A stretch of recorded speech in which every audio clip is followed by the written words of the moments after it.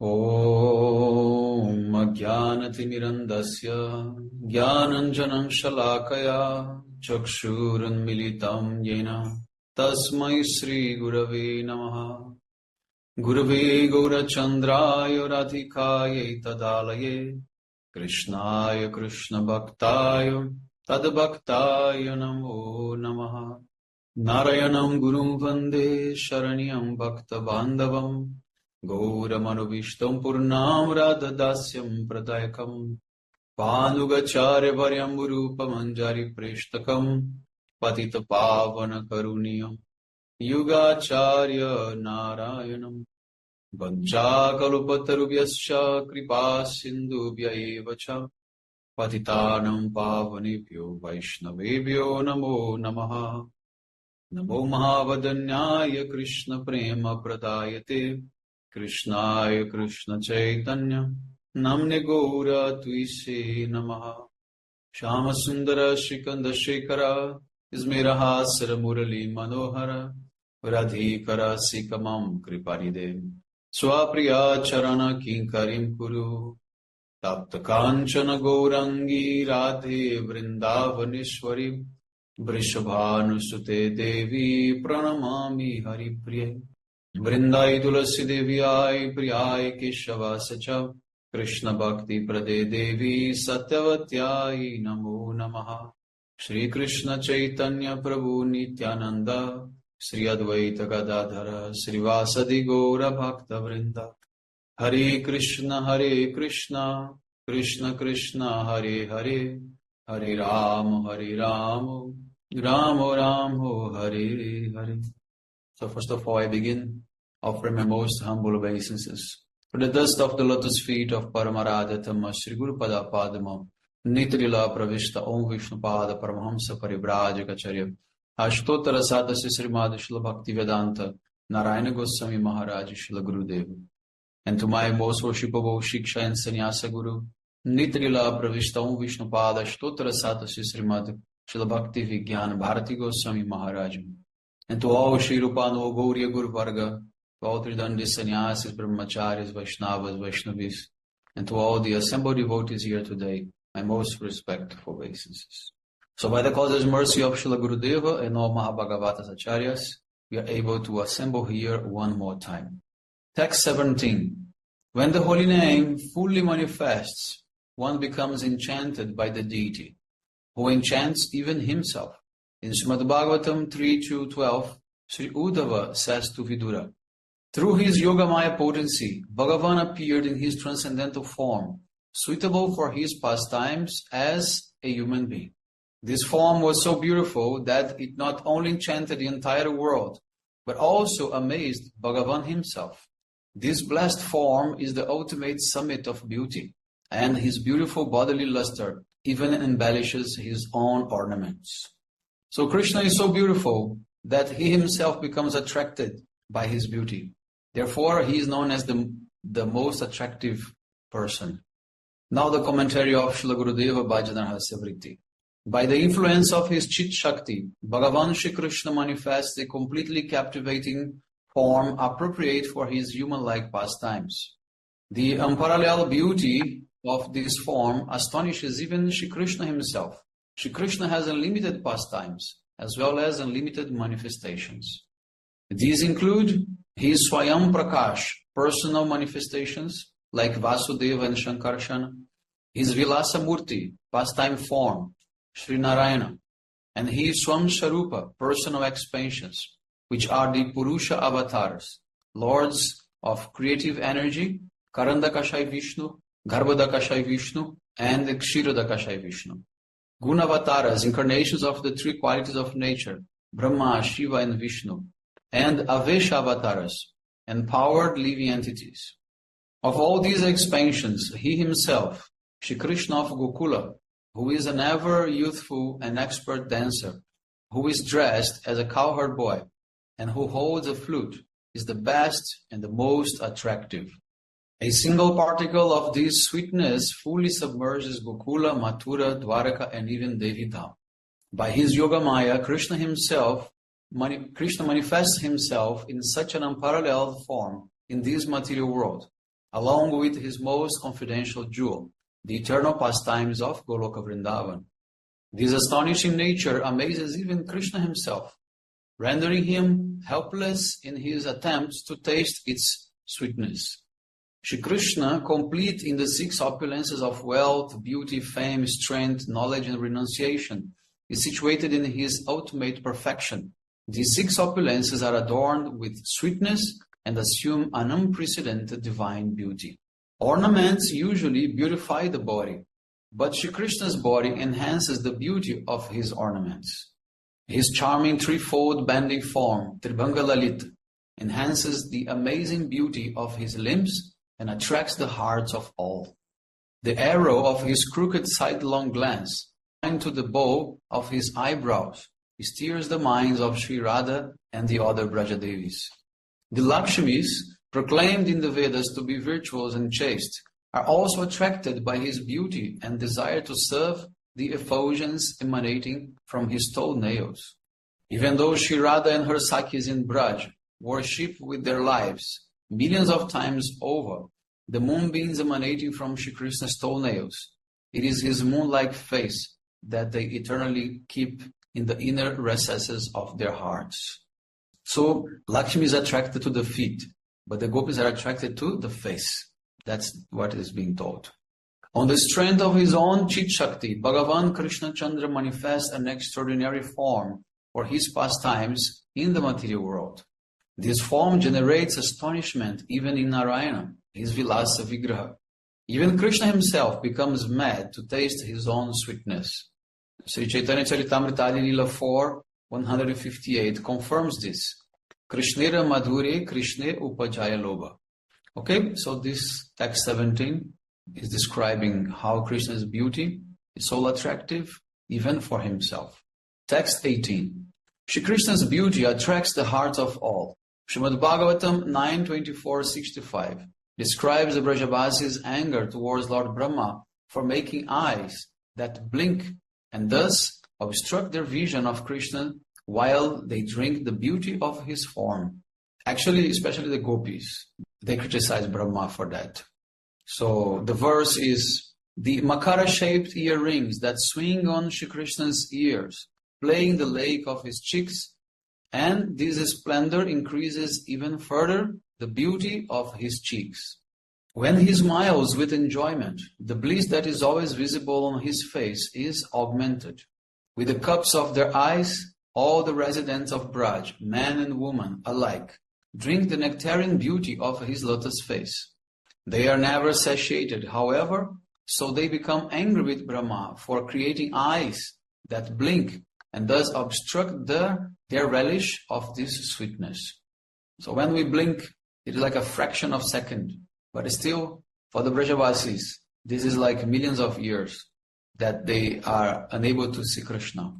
Now the commentary of Srila Gurudeva Bhajana Rahasya Vritti. Srila Shukadeva Goswami, radiant with joy, began to describe the sweetness of Shri Krishna's beautiful form to Maharaj Parikshit. When the Brajavasis see this beauty, they are overwhelmed with prema, and their own loving attachment is unlimitedly amplified, attaining a delightfulness beyond description. The Brajasundaris, filled with Mahabhav, relish Krishna's extraordinary beauty to its fullest extent due to their very thick and deep anuraga. Their sentiments are on the topmost level, and although there is no higher position, their transcendental moods keep increasing to the stage of Yavadashraya Vritti. In this state of anurag, which cannot be described in words, they experience nothing but rasa. They attain Swasamveda Dasha, which is the ultimate stage of Mahabhav. This condition is the wealth of the Brajasundaris alone. So what is that? Swasamveda Dasha is when Radha and Krishna, they lose their own self-conception and they think they are each other. So they become one. Like the radiance of Shri Krishna's divine earrings glows on his cheeks, which are encircled by locks of curly hair. An eternal festival of unprecedented beauty suffuses his charming lotus face. In the center of this eternal festival, a gentle nectarian smile gracefully resides, like the emperor of the sweetest of all sweetness. Shri Krishna is at the juncture of childhood and adolescence, and thus happiness, impatience, liveliness, and so forth have appeared on his lotus face, revealing his restlessness. His white teeth stained by chewing tambula, and his reddish lips, endowed with a charming smile, have reached the extreme limit of beauty. It seems that on the full moon night, the moon rays remove the burning suffering of all living entities and give rise to greed in the hearts of the devotee like chakora birds. In the same way, when the Brajadevis see the unprecedented sweetness of Shri Krishna's beauty, their ocean of calm, lust increases. Krishna's beauty thus destroys their consideration of family, caste, religion, constancy, and so forth. They become besotted and drown in the ocean of bliss. Constantly swinging, Makara-shaped earrings dance on the cheeks of Shri Krishna's gentle, softly smiling face as they embrace and kiss his cheeks. When the gopis see this, Shri Krishna appears in their hearts as Dhir Lalita, a hero expert in amorous sports. The earrings touching and embracing his cheeks is suggestive of his intention to embrace the Brajasundaris and kiss their breasts. The gopis, however, are not thoroughly satisfied by watching the festival of Shri Krishna's sweetness in this way. Angry with Brahma for creating eyelids that momentarily interrupt their darshan, they curse him. Brahma is not qualified to create. To view such a beautiful scene, he has given only 2 eyes, and they even have doors on them in the form of eyelids. After dying, we will become Brahma in our next lives and show how creation should be done. 2 eyes alone are not sufficient to behold such elegance and beauty. The entire body should have eyes with no eyelids, so that we can have unlimited darshan of Krishna without blinking. So this is the intensity in which the gopis are experiencing Krishna's beauty. The words Naryo Narasya in this text indicate that all the Brajabasis, men and women alike, drink the nectarian beauty of Krishna's lotus face. Narya means Radha and the other gopis, and Naraha refers to Subal and the other Priya Narmasakas. Only in Braj are Shri Krishna's 4 unique qualities, Prema Madhurya, Lila Madhurya, Rupa Madhurya, and Venu Madhurya, present in their most complete form. For this reason, there is a special importance and a distinguishing virtue that Brajadham has over other dhams, and that Brajendra Nandana Sri Radharamana and the Braja Gopikas have over other incarnations. Now text 19. The Creator fashioned Shri Krishna in an unprecedented way, as described in Srimad Bhagavatam 3:2-13. When the people from all the 3 worlds who were present at Dharmaraj Yudhishthir Rajasui Yagya beheld Bhagavan Shri Krishna's form, which is so pleasing to the eye, they thought that in fashioning this form, the Creator had reached the zenith of his expertise in creating human forms. So now the commentary of Srila Gurudeva Bhajana Rahasya. Uddhava, overwhelmed with Krishna Prem, is describing the beautiful form of Shri Krishna to Vidura.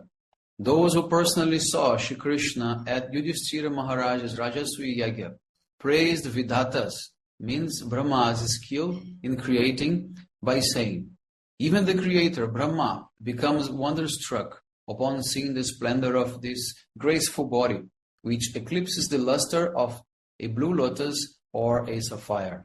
So this text praises Brahma's creative skill. Yet Shri Krishna's form is eternal, without a beginning. Nevertheless, for the sake of material perspective, words like creation have been used. Shri Krishna's form is completely uncreated and eternally human-like. This form is manifest in Vrindavan and is suitable for human-like pastimes. Among all the pastimes performed by Krishna in his different swarupas, in his various abodes, such as Vaikuntha, his Nara Lila, which he performs in Braj, like an ordinary human being, is topmost. Krishna is glorified in 3 ways, according to the degree to which his qualities are manifest. Purna, complete; Purnatara, more complete; and Purnatama, most complete. Although Krishna, he is absolute, he is perfect and complete, still he can manifest hierarchies of forms and qualities as well. His form in which all of his qualities such as beauty, sweetness, and opulence are manifest in the most complete way is called Purnatama, and this form is manifest in Vrindavan. He appears in his most complete form of Sri Bhagavan only there, because that is where his associates express the ultimate limit of prema. In all other places, he manifests as either Purna or Purnatara, according to the level to which prema is developed in his associates of that abode. So here what Gurudev is saying is that the quality of Krishna's beauty has a direct relation with the love of his associates have for him. So because in Vrindavan, the gopis have the highest love, then Krishna manifests there his best form. So the manifestation of beauty has direct connection with the way love is going to be given to Krishna. In Braja, Krishna manifests as Purnatama. In three of the bhavas in which he has relationships with the Brajabasis, Dasya, Sakya and Vatsalya, there is an expectation of only one kind of relationship. For instance, in Dasya only servitude is expected. Also, there is some etiquette in the service rendered to him by the devotees in these three rasas. But the relationship the Braja Gopis have with Shri Krishna is that of a lover and beloved, Kanta Kanta, and their service follows solely in the wake of their desire for him. They do not hesitate to transgress chastity and dignity for the sake of serving him and giving him happiness. Therefore, Kanta Prema is supreme. Sri Radha is the crown jewel of all these kantas, and her love entirely controls Shri Krishna.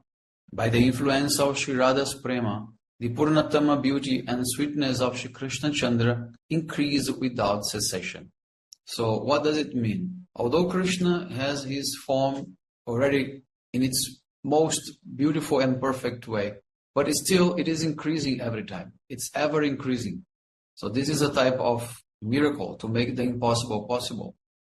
Text 20.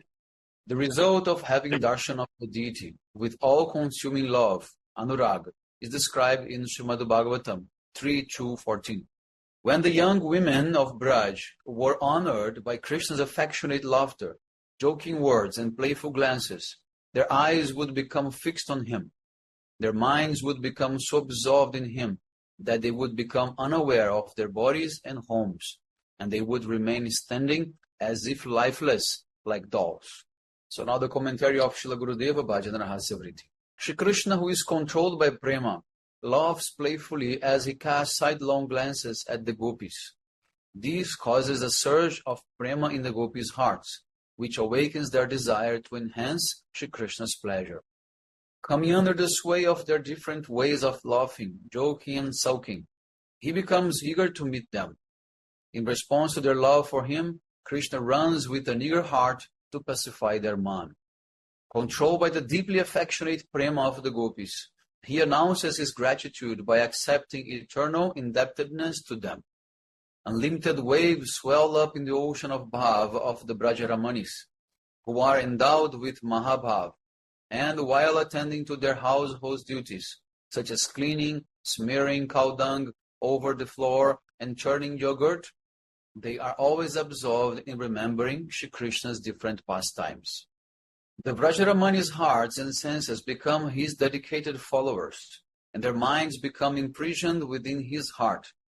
Seeing their activities, Krishna himself becomes astonished, what to speak of others.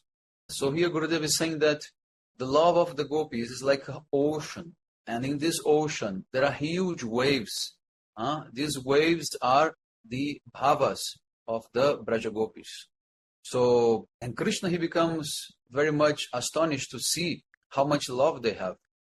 Shri Krishna is extremely attached to the gopis. He prays to them in various ways. He spends much time trying to appease their man, and he waits at the gate of a kunja for permission to enter. At that time, the gopis also feel content and successful. They drink the splendor of his beauty and thus become motionless like statues. So here Gurudev describes two scenarios.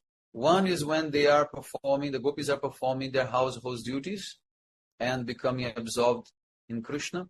And the other is when they are in man, They are separated from Krishna, and then Krishna has to go to pacify them.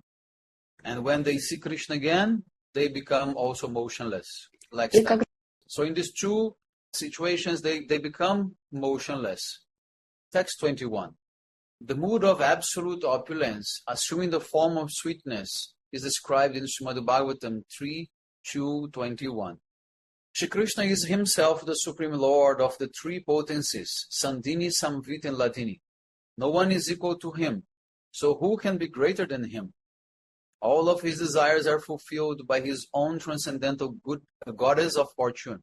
Indra and innumerable other Lokapalas, deities presiding over different regions of the universe, bring him varieties of offerings and pay their obeisances, touching the tops of their crowns to the footstool on which he rests, his lotus feet. Now the commentary of Srila Gurudeva Bhajana Rahasya.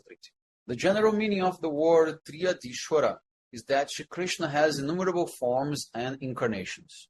Brahma, Vishnu, and Mahadev are the lords of creation, but they are under the rule of Shri Krishna, who is the Supreme Lord, Adishwara of everyone. The intermediate meaning of Triyadishwara is that the three Purusha avatars, Karandakashai, Garbhodakashai, and Kshirodakashai, are the partial expansions of Shri Krishna's expansion Baladev Prabhu. This means that Shri Krishna is the Supreme Lord of them all. But the essential meaning of Triyadishwara is, in the scriptures, Shri Krishna is known to have three places of residence. One place is his inner quarters, Goloka Vrindavan, where he is eternally present with his mother, father, friends, and beloveds. There, Yogamaya serves him as a maidservant. Beneath his Goloka Dham is Paravyoma, also known as Vishnuloka.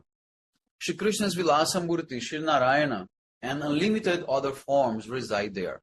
This is Krishna's intermediate place of residence. Below this Paravyoma is Shri Krishna's third place of residence, called Bahyavasa, his external residence.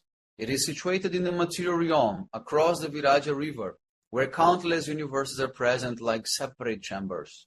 This place is also called Devi Dham, or Maya Devi's realm, and the living entities who are bound by Maya reside there.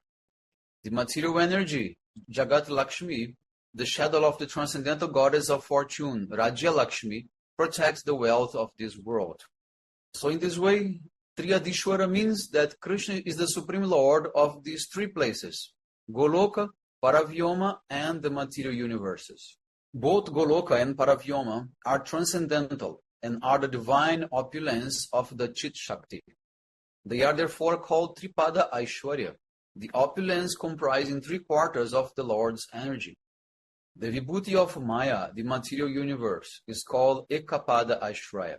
The opulence in Shri Krishna's transcendental dhams is 3 times that of the material world. In the unlimited universes of the Ekapada Vibhuti, there are countless Brahmas and Shivas, and they are called Lokapalas, eternal maintainers of the order of creation. The opulence in Shri Krishna's transcendental dhams is 3 times of that of the material world. His Tripada Vibhuti cannot be glorified in words. So what Gurudev is saying here is that in the total of creation and existence, if you divide in 4 parts, you have 3 parts, 3/4. It represents the space that the spiritual world occupies. And the remaining 1/4 is what the material universes occupy. Once in Dwarka, Brahma came for Shri Krishna's darshan. When the doorman went to inform the Lord that Brahma had come to meet with him, Shri Krishna asked, "Which Brahma has come? What is his name? Go and ask him." The doorkeeper went back and inquired accordingly. Brahma became astonished and said, "Please go and tell him that the father of the 4 Kumaras, Chaturmukh Brahma, has come." When Brahma reached the threshold of the Sudharma assembly hall, he became stunned. The crowd was such that he could not enter. Millions and millions of Indras, Brahmas, Shivas, and other Lokapalas, each with heads numbering from 8 to 1,000, were paying their prostrated obeisances in front of Shri Krishna's footstool. When their crowns, which were inlaid with jewels, touched the ground, loud clattering sounds arose, and mixed with sounds of the Lokapalas Jayatwani, which resounded in all directions. Chaturmukha Brahma was like a firefly in the midst of millions of suns. Suddenly, everything disappeared, and the dumbfounded Chaturmukha Brahma stood alone. He was astonished to see this magnificent opulence of Shri Krishna, and his pride vanished. Ashamed of his offense, he began to glorify the Lord, praying for forgiveness. Thereafter, Shri Krishna sent Brahma on his way. But Triyadishwara has another confidential meaning. The word Tri refers to Shri Krishna's three abodes, Gokula, Mathura, and Dwaraka. Another name for these abodes is Golok. Shri Krishna is naturally and eternally present in these three abodes, and he himself is their Adishwara, or Supreme Lord. Therefore, he is called Triyadishwara. The Dikpalas, who reside over the 10 directions of the globe of the unlimited material universes, as well as all the Chiralokapalas, who reside in the coverings of the unlimited Vaikunthas, were paying their Dandavat pranams at Shri Krishna's footstool. Now, Gurudev would explain the line Swarajya Lakshmi Apta Samasta Kamaha. Swarajya Lakshmi, the transcendental goddess of fortune, fulfills all Shri Krishna's desires. He has unlimited pastimes in Vaikuntha and other abodes, but amongst them all, his human-like pastimes are topmost. In his inner quarters of Sri Goloka Vrindavan, his opulence, being adorned with sweetness, is billions of times greater than his opulence in Vaikuntha. So, in essence, this commentary about how the opulence becomes sweetness is like that. Krishna, he is the embodiment of all opulences, but nevertheless, he takes the form of a young boy and he performs many sweet pastimes. Now, text 22. It is stated in Srimad Bhagavatam 10:16-36 that Shri Krishna's mercy is inconceivable and causeless. The Nagapatnis prayed to Shri Krishna, O Lord, we cannot understand what sadhana our husband has performed to become qualified to receive the touch of the dust of your lotus feet. This dust is so rare that to attain it, even your wife Lakshmi gave up all forms of enjoyment for many, many days and performed austerities according to the rules and regulations. So this verse is very important because this is the verse that gives the evidence that Lakshmi Devi, she has attraction for Krishna. So that shows that Krishna is superior to Lord Narayan. Now the commentary of Srila Gurudeva Bhajana Rahasya. The astonished wives of Kalyanag are saying, O Gokuleshwar, we cannot understand what kind of sukriti resulted in this lowly Kaliya attaining your rare food dust. The supremely gentle and very beautiful Lakshmi, who plays on the chest of Sri Narayana, gave up the association of her husband and observed a vrata in which she performed severe austerities to attain this dust, but she was unsuccessful. Prabhu, it is not possible even for Lakshmi to have the same fortune as Kaliya and receive the direct touch of your lotus feet. So this text describes Kaliya's great fortune. Lakshmi desired the association of Nandanandana Shri Krishna in her body as Lakshmi. However, Nandanandana does not accept any demigoddess or beautiful lady. The only way to attain him is to follow the Braja Devis and accept the body and mood of a gopi. Since this was impossible for Lakshmi, she could not attain Shri Krishna's association. Srila Jiva Goswami says that the one-pointedness of the gopis was absent in Lakshmi. So basically, why Kaliya got the feet dust of Krishna and Lakshmi not? Because they want different things. Kaliya never wanted to dance in the Rasa Lila with Krishna. His aspiration was completely different. So, but Lakshmi, no. Lakshmi, she wants to do something that she is actually not capable of. That is to join Krishna's Rasa Lila. But anyway, without comparison between Kali and Lakshmi, why Kaliya was able to receive that? There are two reasons why Kaliya attained Shri Krishna's lotus feet. The first reason is that he had the association of his wives who were very good devotees. The second reason is his residence in the Yamuna, which is within Vrindavan. Due to samskaras, impressions from his previous lives, he attained both of these. But due to his offensive inclination, he was indifferent to them. So here we have a very strange situation described, that someone may have a lot of sukriti to receive many good things, but at the same time he also may have some offenses that will make him indifferent to all that sukriti. So Kaliya was in Vrindavan, he had a sadhu sangha, but still he was not interested in all these things. The Dhamma and other transcendental objects do not manifest immediately before offensive persons.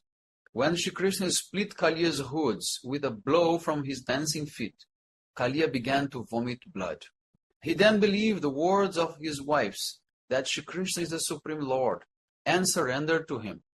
Krishna had merely been waiting to bestow his mercy upon him. Srila Vishwanath Chakravarti explains in his commentary to this verse that Kaliya had the seed of bhakti in his heart due to the association of his devotee wives. But this seed could not sprout in his hard heart, which was like barren land due to his offenses and cruelty. By the touch of Shri Krishna's feet, that barren land became fertile, enough for the seed of bhakti to germinate. Pancha kalpatarvasya kripa sindhuvevacha patitanam pavanebhyo vaishnavebhyo. Hare Krishna.